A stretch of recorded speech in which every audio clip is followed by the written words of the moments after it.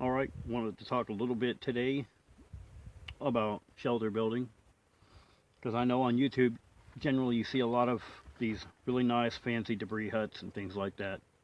Well, in a true survival type situation, you're going to use whatever you can find, and that's going to mean repurposing anything around you. Well, I live in an environment where I'm surrounded on all four sides by wheat fields. I live in the heartland. The one thing we do not have as a resource and plenty is trees. So I could probably build a small debris hut shelter, very small, but it would be tight. So I'm going to repurpose. I'm going to use barn wood and corrugated tin or tarps or anything like that that I can repurpose from my environment around me, from my zone 2, and come up with some kind of a shelter system. And I had completely forgotten about, actually, I have a piece of canvas that I'm going to repurpose. As you can see, it's fairly large.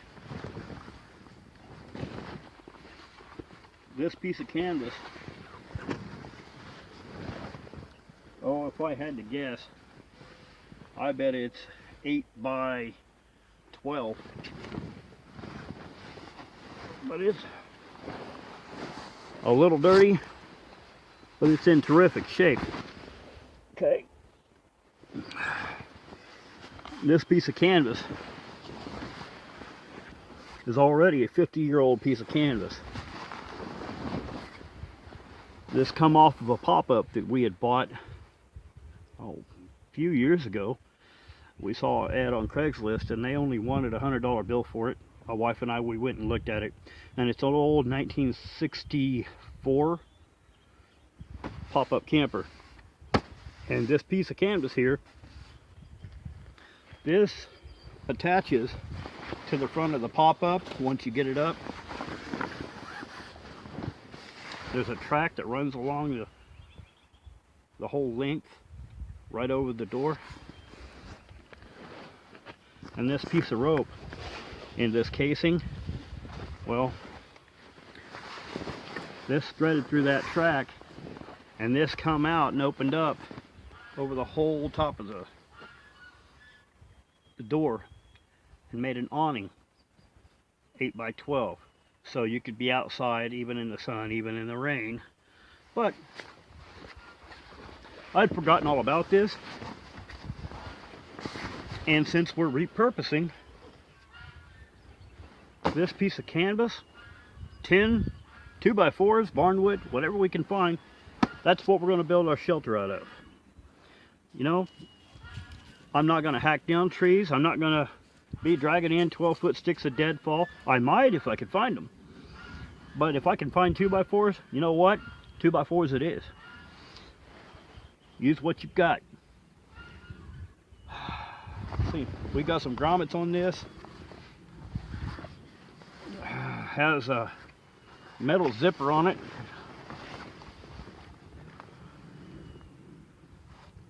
Looks like maybe it had a screen that wrapped around the inside. You could screen it off at one time, but we don't have any of that. So it appears to still be in pretty good shape.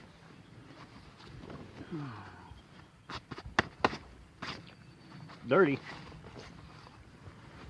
but serviceable. We'll have to see how it sheds water.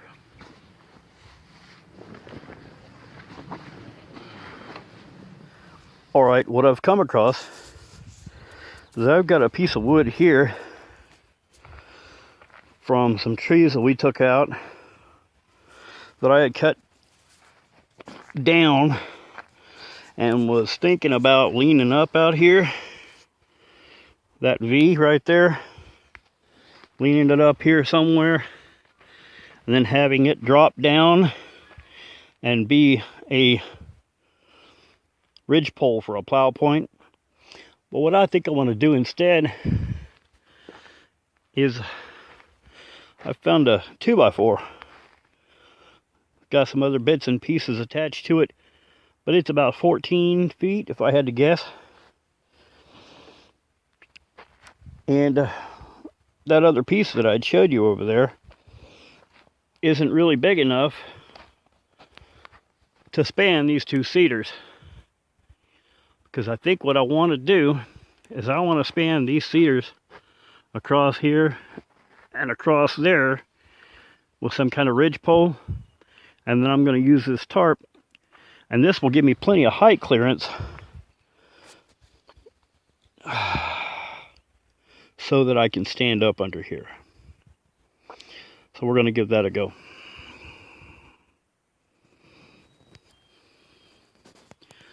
All right, got my piece of lumber across there. Got my ridge pole up. Not fastened or secured or anything at all like that. I just literally sat it up there because I wanted to get a look at the height, and I think that's going to work.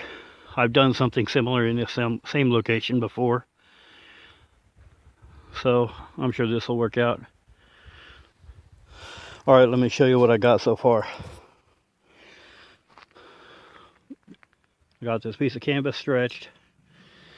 All right, this is just literally some cheap $1 polypro rope from Dollar Tree. Got some 18-inch long, 1/4-inch diameter rebar stakes from Tractor Supply, $1.99 each.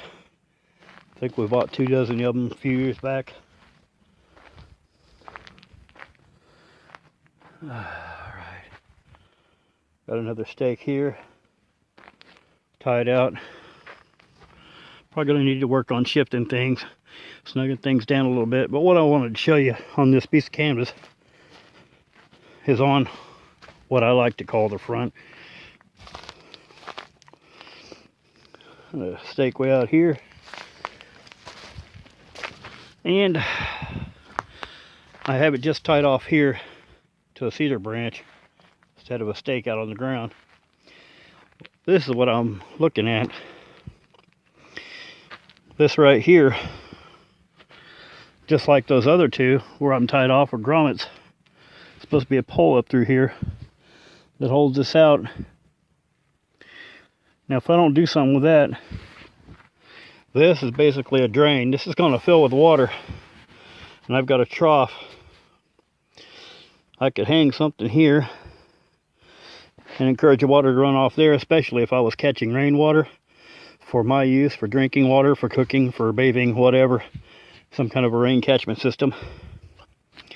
But I think what I might want to try to do is put me a line through here on a toggle and bring this out the way it was intended. That way I've got a pitch and the water will sheet off either side. We'll see how that goes. All right.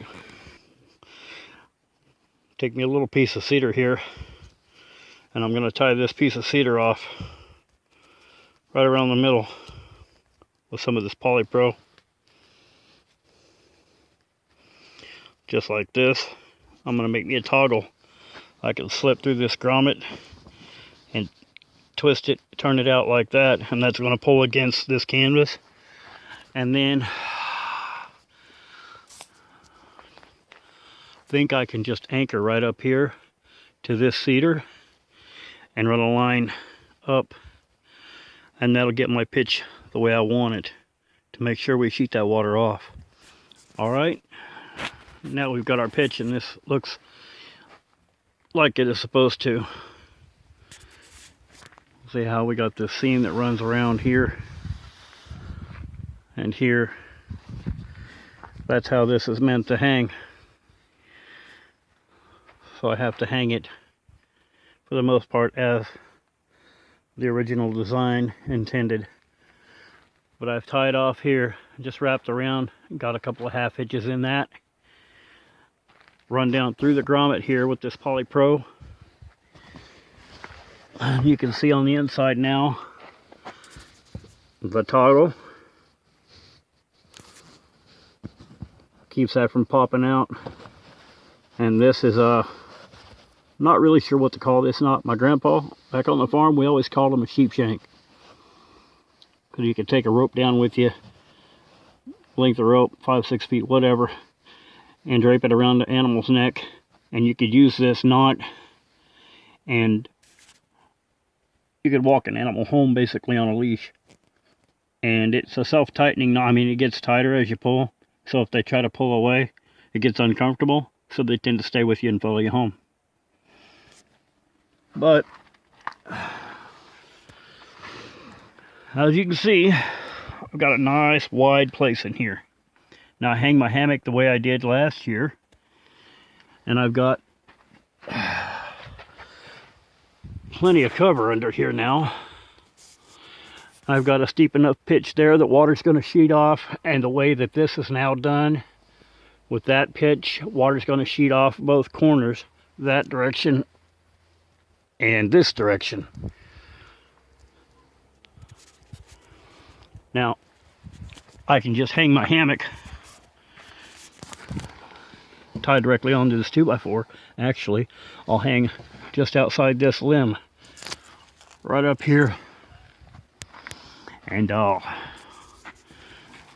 other side, sorry about the sun guys, I'm just going to bring out right here on the other side of this limb, and I'll have the same configuration that I had last year with a tump line and a polypro tarp.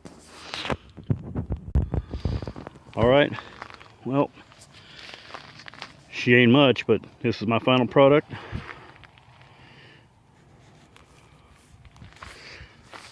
This is an equipped 2-person hammock from Walmart. Hang it up under here just the way I did last year. Now, it's a little short on the length here. Ideally, I'd like for these 2 points to be a little further apart, but you cross lay in this at a 45-degree angle anyway.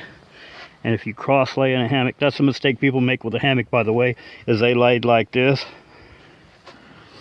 You're not shaped that way. You're not meant to lay that way. It's okay for a little while, but then it gets extremely uncomfortable. Lay crossways instead. You can lay flat in a hammock. If you lay across it, not straight across, but you know, at about a 45.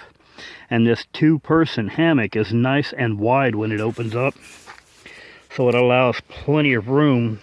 Your head is still on, your feet are still on, and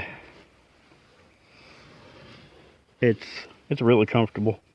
I didn't know that for the longest time. I've just recently started doing the hammock camp. But anyway, I've got sufficient shelter now from rain. Something I had thought about doing, something I could do actually, is in a situation where I get a lot of rain. Maybe I come out here for an overnighter and it's raining. Ground gets pretty wet. I could repurpose a pallet, maybe even 2, and lay them underneath. So I have something to put like my boots up on, or anything that I don't want to get wet, and then when I step out of the hammock I can put my boots on and things before I get into the mud. My pack, I can hang that from inside here. My pack and my canteen, I'll make a rig system where I can hang those from inside so they stay out of the weather. And whatever I decide to use for my sleep system this time will be right there. And it's a no burn situation because this is all red cedar and we don't build fires back here. So I light this at night with solar, believe it or not. Just a simple solar yard light.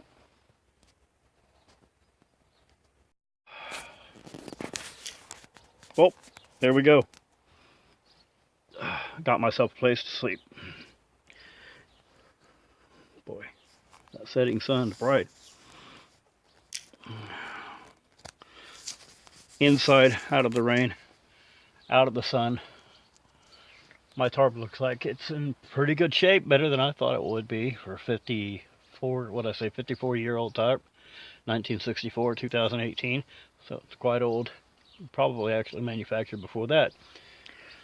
Now, on these equip hammocks, now, I have seen YouTube videos where people mod these out and they take the strapping that comes with the kit and they ditch that and they use mule tape and all kinds of crazy things to try to get it to where it's more secure, where it doesn't feel like the thing's going to drop out from under you. I mean, if you're new to hammock camping, the first time you sit in this, it's going to feel really, really odd. And I guess it's perfectly natural to want to know that this piece of rope or whatever you got over here holding you up, it's got a 1,200-pound tensile strength, so you're not most likely going to drop and hit the ground in the middle of the night. But this is more than adequate. My wife and I together, it is a two-person hammock. My wife and I have both been in this standard right out of the bag from Walmart. No mods whatsoever. Her and I together are 400 pounds, and it held us just fine. And I mean, swinging in it, it's very stable. There's nothing about this hammock that makes me feel like it's not going to hold me. So, if you never tried an equip hammock, they're not expensive. If you've been looking at one, go ahead and give it a shot. Anyway, filming this on my phone and my battery's getting low, and the sun is also getting low. Let's see. I've got 45, I'm sorry about that, got about 45 minutes of daylight left according to the finger gauge. So we're going to wrap it up, and I'll get this uploaded to YouTube and probably Facebook also. But I'll get another video out to you guys as soon as I can. Maybe we'll do an overnighter this weekend.